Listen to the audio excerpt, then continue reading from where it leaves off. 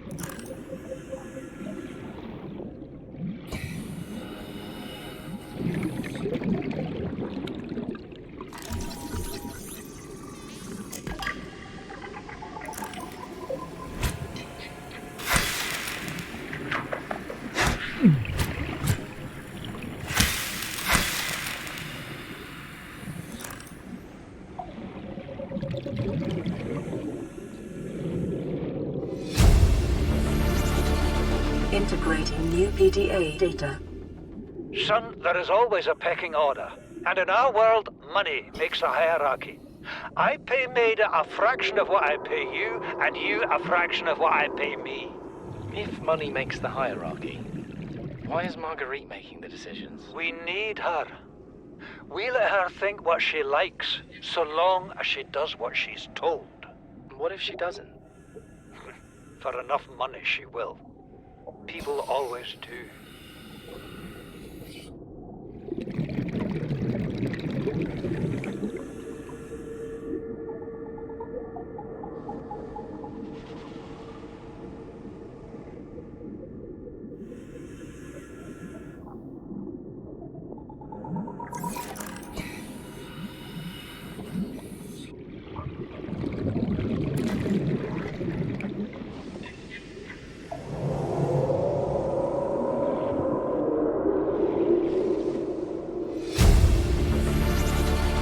Integrating new PDA data.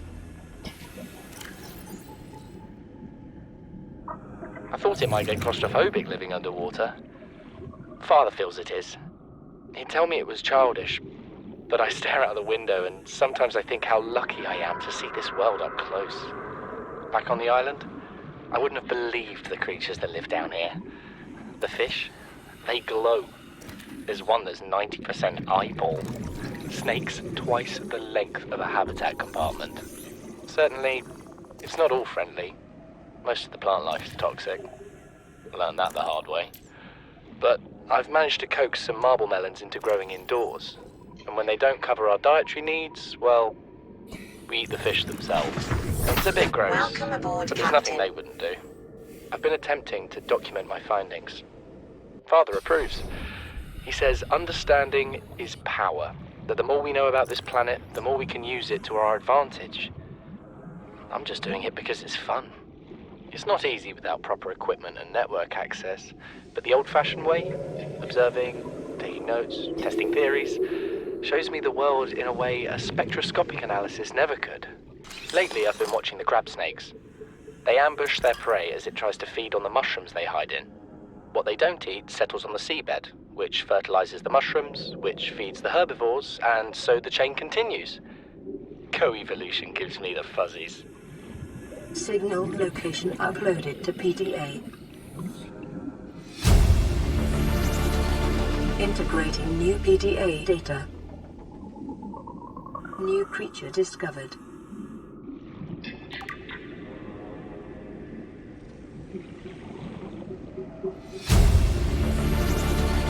Integrating new PDA data.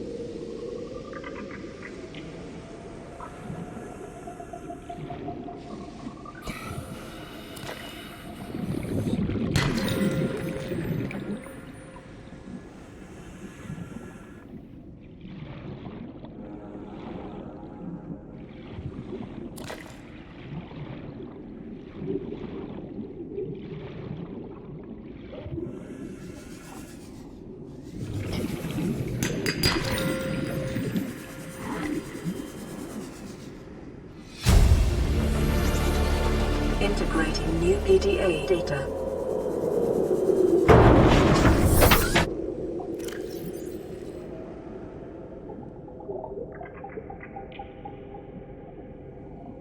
I thought it might get claustrophobic living underwater. Father feels it is. He'd tell me it was childish, but I stare out the window and sometimes I think how lucky I am to see this world up close. Back on the island, I wouldn't have believed the creatures that live down here. The fish, they glow. There's one that's 90% eyeball. Something incredible just happened. Since we're down here, I had this plan to build equipment and study the life forms we were encountering, but I didn't have enough enameled glass. So, I started looking for a natural substrate that would strengthen the glass we have, and those stalker teeth we've been finding fit the bill. Only, well, we needed more. That's when Marguerite got interested. She actually listened to me, more than I can say for Father. And I worked up the courage to talk about my more tentative theories.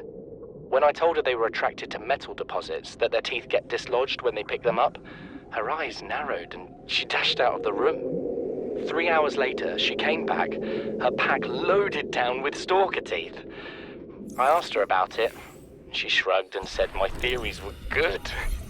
Said she had the meeting out of the palm of her hand. I think she meant it literally. She is incredible. She went out to the kelp forest armed with just a heat blade and went fin to fin with a pack of stalkers. On the one hand, that is the coolest thing I have ever heard. On the other, I hope the stalkers didn't come off worse than Marguerite did. She had a huge gash on her forearm. I don't think things went as smoothly as she made out. And what's the point in surviving here if we have to kill everything that makes it so wonderful? I wish I knew more about these animals, but Father won't let me leave the habitat. Maybe with all this glass, we could build a containment unit and get up close to them. You know what Maida told me today? She wants to build a habitat 500 meters below sea level, more than 1 kilometer northeast of here. And she needs Bart and I to do it. She's got it into her head that she can save us if she just acts recklessly enough. But I've hauled Star Wars to Neptune, Plasteel to the Federation. This family operates 9 different mining colonies across the Ariadne Arm. Maida thinks she's better suited to lead. Her contract still says otherwise. But I just cannot damn well tell whether it's the stupidest idea I ever heard, or my only hope. I turned 80 years old last week. I thought I had another 80 in me, but marooned on this planet, there's no swapping out of my liver when the old one fails. Here, I'm mortal. And Maida is useful. So, it's my responsibility to make a decision. Return to the island and hope whatever knocked the Degazi out of the sky won't do the same to the rescue ship. Or take us deeper in search of answers. And all the while be hoping old age gets me before the sea monsters do. I'll give Maida just one thing. She was right about these caves. There's enough lithium there to fabricate 100 tons of plasteel. Enough for a damn fleet of Cyclops submarines. There was nothing anyone could have done to avoid crashing here. But I was right to order the detour. If we get off this planet, they'll be talking about the Torgal share price on the other side of the Federation.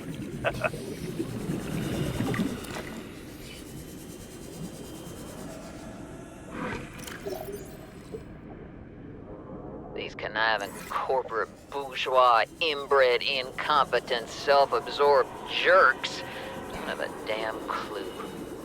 The kid's not so bad. He's even useful. But I swear, everything that comes out of his father's idiot face is a narcissistic lie.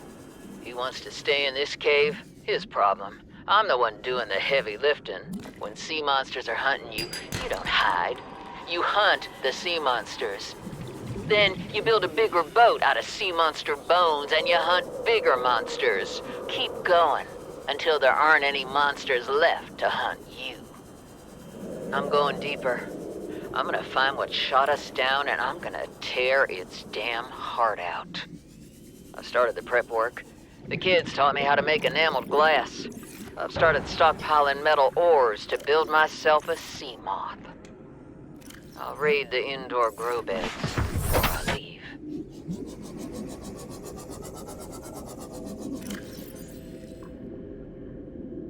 We're already 200 meters below sea level. You want to go deeper? Look around us, Chief.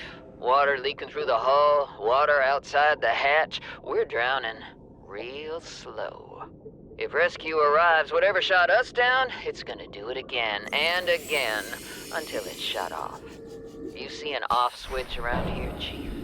Why would it any more likely be half a kilometer down? Your kid found something on the scanner. There's something down there. Something that shouldn't be. You're mad. I'm going all the same, and I've an idea you two are gonna follow. But if you do, be mindful.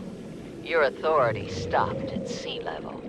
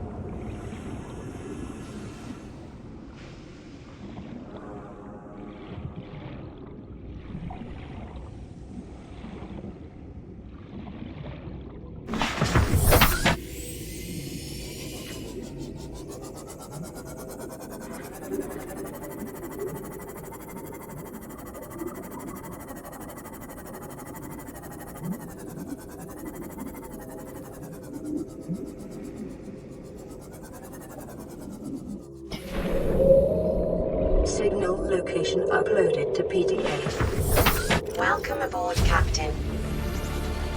Integrating new PDA data.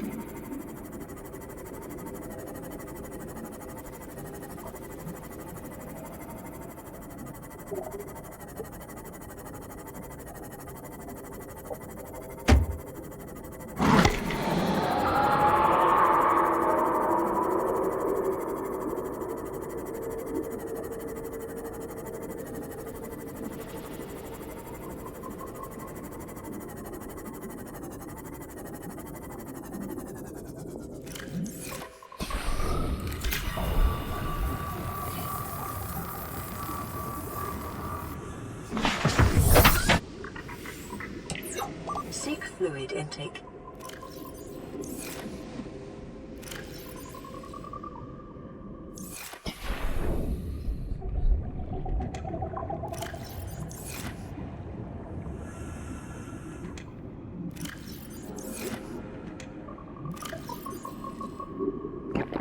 Vital signs stabilizing.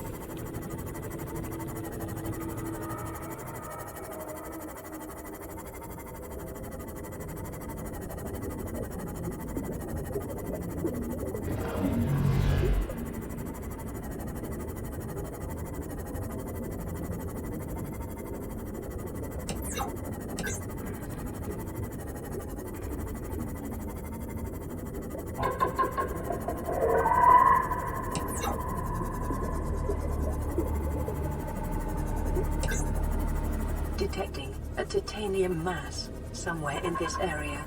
Unable to confirm whether it originated on the Aurora.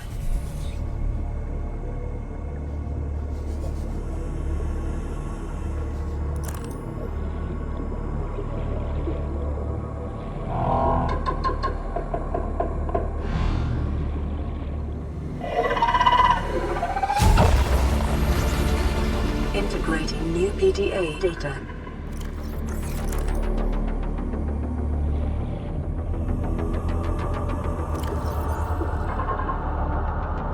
Please, stop fighting and listen. We're sick. What? How? You've been coughing, right? Feeling itchy? Blisters? Yeah. The biometrics would have warned us if we were sick. It's something new. It's not in the database. Come on, then. What's it gonna do? Turn us inside out? Dissolve us into jelly? It's an alien bacteria. It's everywhere. Every organism on this planet. It's altering our genetic code. How are the creatures surviving if they're infected? I don't know yet. Want me to cut some of them open for you? Find out what makes them tick? No. Just tell me what you need, son. Materials, equipment. Just... Can I have some quiet? I need some time to think. Integrating new PDA data. New blueprint acquired.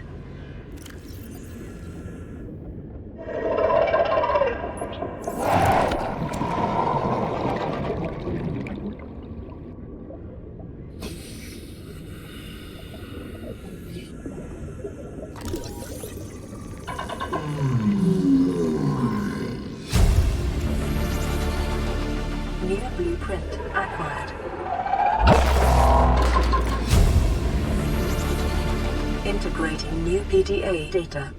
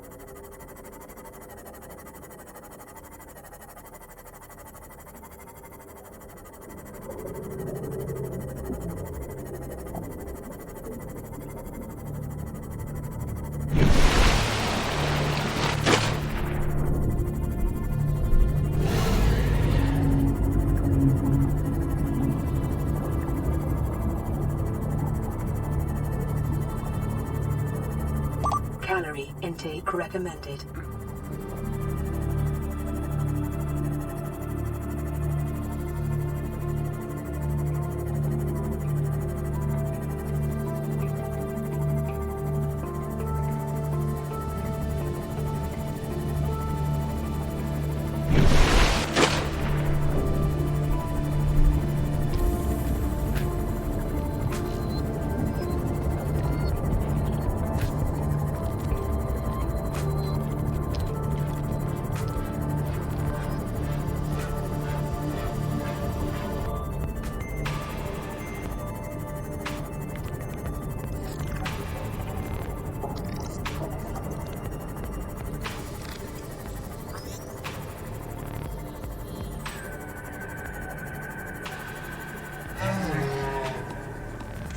Welcome aboard, Captain.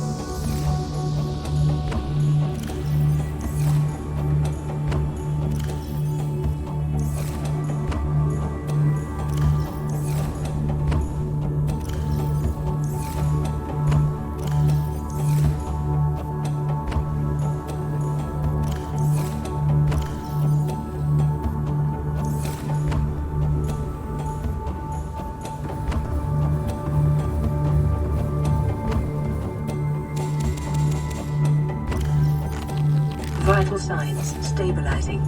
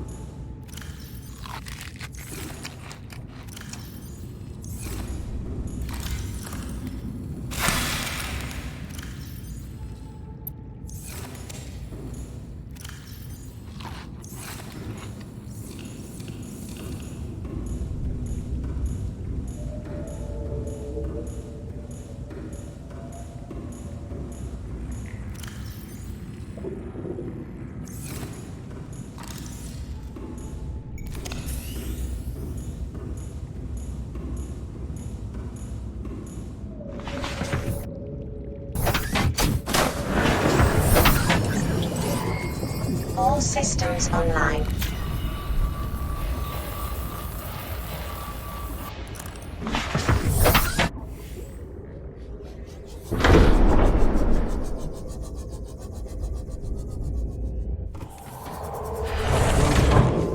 Captain, all systems online.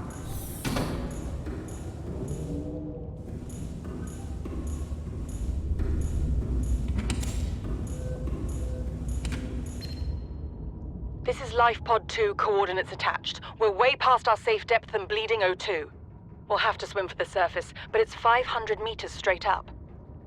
We'll make for the rendezvous and keep you posted. Out. Signal location uploaded to PDA.